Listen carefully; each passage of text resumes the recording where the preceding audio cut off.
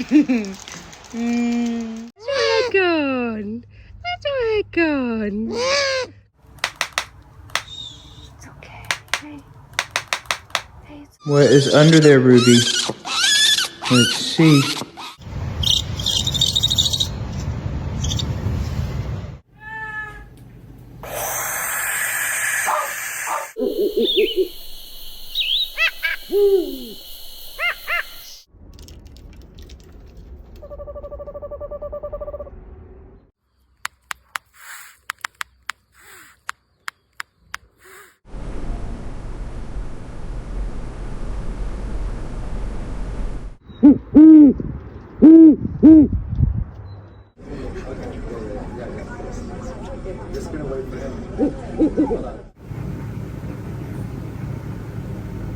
Little demon.